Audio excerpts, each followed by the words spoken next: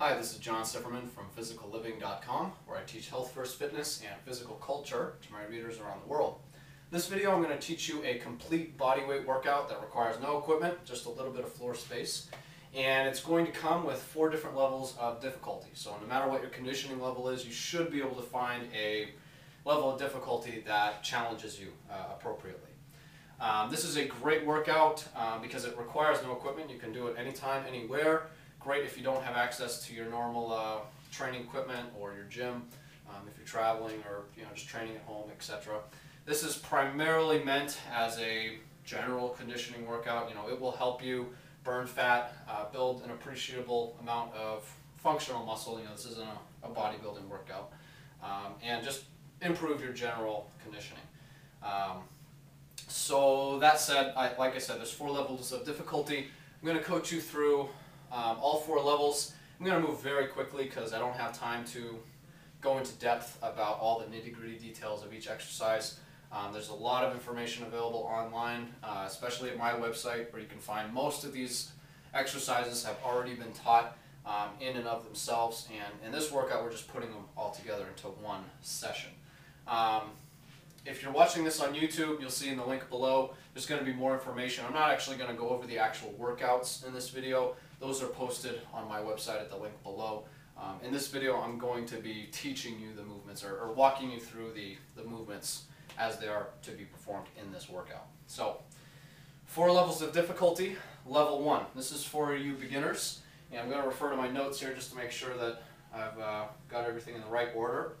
This is a squat push-up into a basic spinal rock. So this is similar to a burpee. It's basically a burpee with a spinal rock built in. And if you're not familiar with spinal rocks, you can look up a video called Sophisticated Ab Crunches, something I did a while ago. It's basically a super slow abdominal crunch and reverse crunch combined that really focuses on breath control.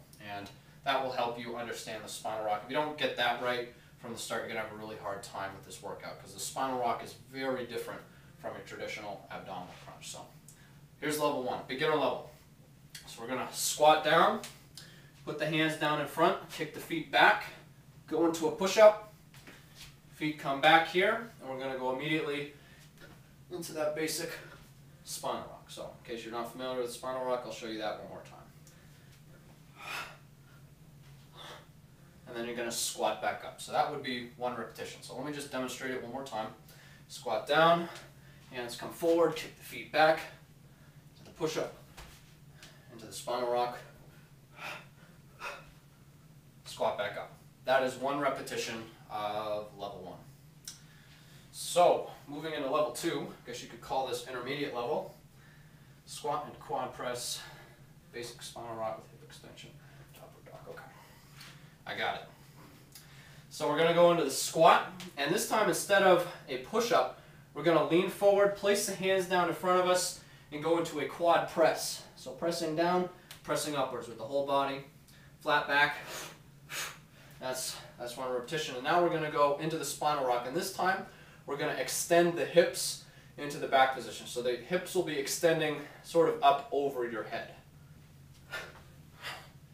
into that butterfly position. So let me just show you one more time. Back into the squat position. Now from here, instead of just standing up, we're going to put the hands down again.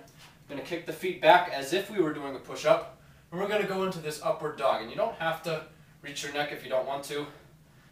The main key here is just getting the other points of the upward dog, right? Pressing the hips down, driving through your hands, keeping your shoulders packed down. And back into this low squat.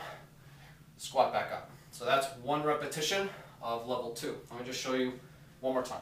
So squat down, into the quad press, to here, spinal rock with hip extension, kick the feet back, into upward dog. 1 repetition.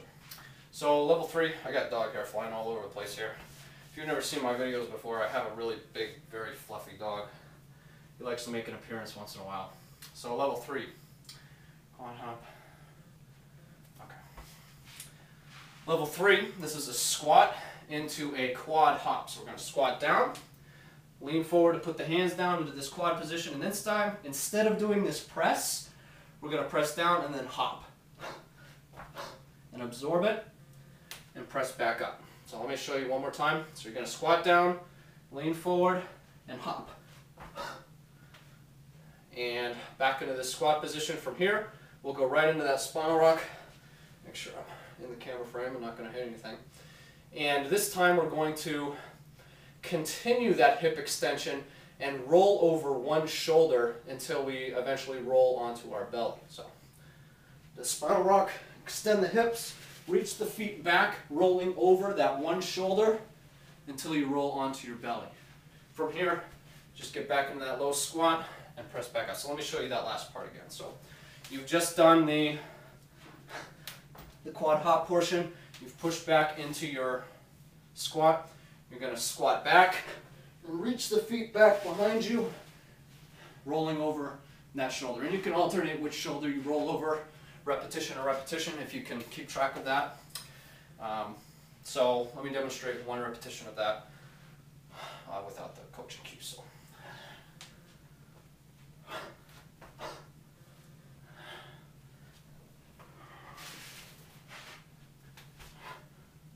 You'll see if you're limited for space, just take a few steps forward at the end of each repetition to restart every repetition. So that was one repetition of level 3.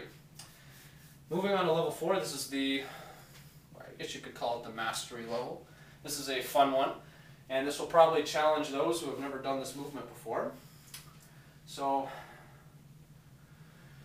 right, I think I got it. So squat into, I don't even know what to call this. We're going to squat down, and instead of leaning forward to go into that quad hop position, we're actually going to spring from the squat immediately into the hop, and then spring immediately back upwards into this squat position. So you start and end this movement right here in the squat. So let me just show you. It's a very quick, very dynamic exercise. You notice the breathing happens very rapidly. It's 2 exhales, and the inhale just kind of sucks its way back in. I'm not even thinking about the inhale. So one more time, just a few demonstration reps.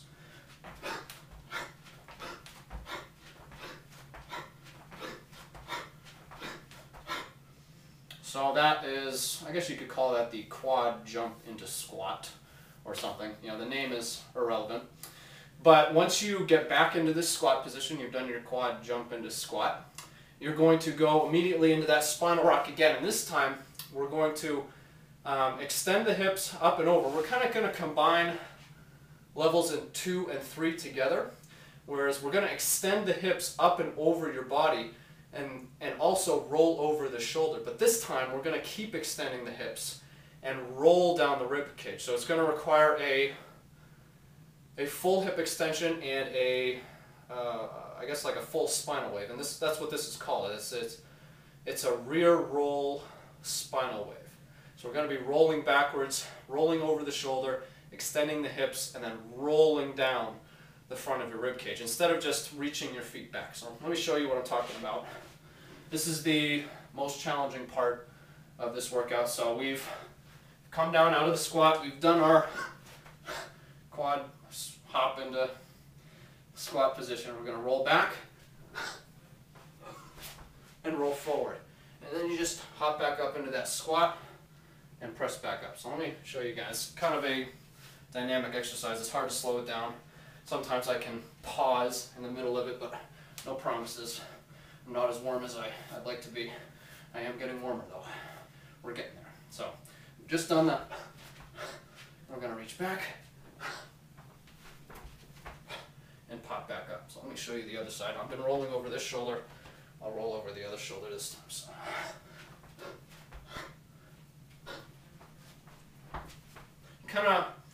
You put your hands down for training wheels, but you don't press off of them until your hips have engaged the ground. Because if you press off of them, your body's going to brace. And you don't want that because you're going to smack the ground. Once your hips have rolled into the ground, then you push off the hands to get back into this low squat. So I'll show you one more time. I have covered this exercise in another video. Look up the forward spinal wave tutorial. and you'll get a progression for building up to this specific exercise that will help you if you're struggling with this. So let me just show you one repetition from start to finish. I think I'm talking too fast because I'm out of breath. So 1 rep.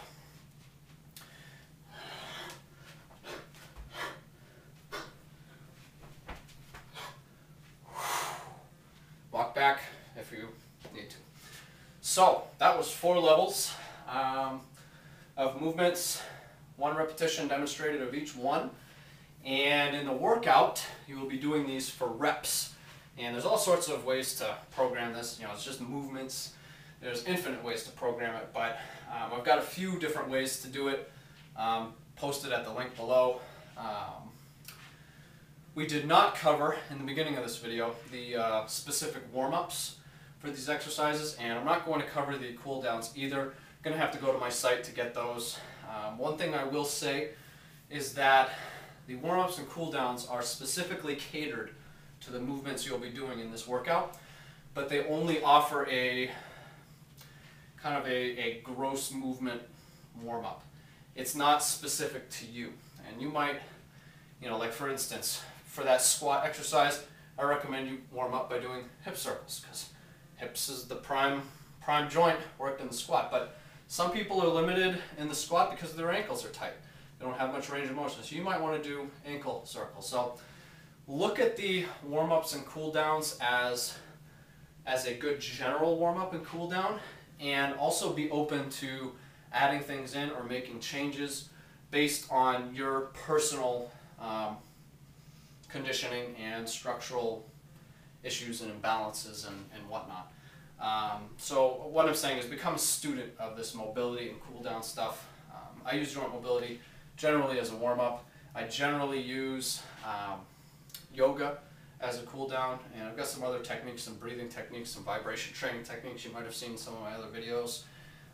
But I recommend you become a student of this stuff because it will really help improve your performance both during your training and also your recovery performance, your ability to recover from that training so that you can get back to training sooner and faster and harder. So check out that link below if you're watching this on YouTube, and let me know what you think of this workout. I'd love to see what you think, and if you have any questions at all, please let me know.